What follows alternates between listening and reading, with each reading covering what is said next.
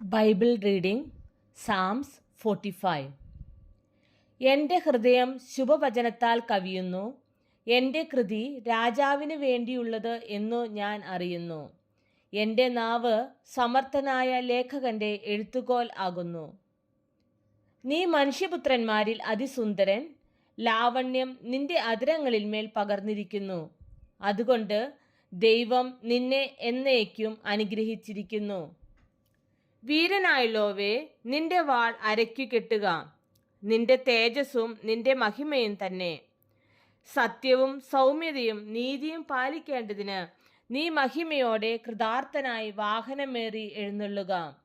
നിന്റെ വലങ്കൈ ഭയങ്കര കാര്യങ്ങളെ നിനക്ക് ഉപദേശിച്ചു തരുമാറാകട്ടെ. നിന്റെ അസ്ത്രങ്ങൾ മൂർച്ചയുള്ളവയാകുന്നു, ജാതികൾ നിന്റെ കീഴിൽ വീഴുന്നു. രാജാവിൻ്റെ ശത്രുക്കളുടെ നെഞ്ചത്ത് അവ തറയ്ക്കുന്നു. ദൈവമേ, നിന്റെ സിംഹാസനം എന്നും എന്നേക്കുമുള്ളതാകുന്നു. നിന്റെ രാജത്വത്തിന്റെ ചെങ്കോൽ നീതിയുള്ള ചെങ്കോലാകുന്നു. നീ നീതിയെ ഇഷ്ടപ്പെട്ടു ദുഷ്ടതയെ ദ്വേഷിക്കുന്നു. അതുകൊണ്ട് ദൈവം നിന്റെ ദൈവം തന്നെ. നിന്റെ കൂട്ടുകാരിൽ പരമായി നിന്നെ ആനന്ദ തൈലം കൊണ്ട് അഭിഷേകം ചെയ്തിരിക്കുന്നു. നിന്റെ വസ്ത്രമെല്ലാം മൂറും ചന്ദനവും ലവംഗവും കൊണ്ട് സുഗന്ധമായിരിക്കുന്നു. ദന്തമന്ദിരങ്ങളിൽ നിന്ന് കമ്പിനാദം നിന്നെ സന്തോഷിപ്പിക്കുന്നു. നിന്റെ സ്ത്രീരത്നങ്ങളുടെ കൂട്ടത്തിൽ രാജകുമാരികളുണ്ട്. നിന്റെ വലതുഭാഗത്ത് രാജ്ഞി ഓഫീർ തങ്കം അണിഞ്ഞു നിൽക്കുന്നു.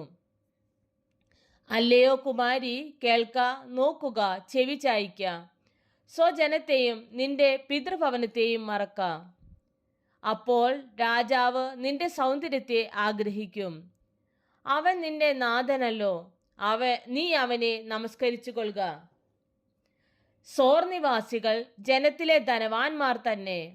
കാഴ്ച വെച്ച് നിന്റെ മുഖപ്രസാദം തേടും. അന്തപുരത്തിലെ രാജകുമാരി ശോഭ പരിപൂർണയാകുന്നു. അവളുടെ വസ്ത്രം പൊൻകസവ് കൊണ്ടുള്ളത്. അവളെ ചിത്രത്തൈലുള്ള വസ്ത്രം ധരിപ്പിച്ച് രാജസന്നിധിയിൽ കൊണ്ടുവരും. അവളുടെ തോഴിമാരായി കൂടെ നടക്കുന്ന കന്യകമാരെയും നിന്റെ അടുക്കൽ കൊണ്ടുവരും. സന്തോഷത്തോടും ഉല്ലാസത്തോടും കൂടെ അവരെ കൊണ്ടുവരും.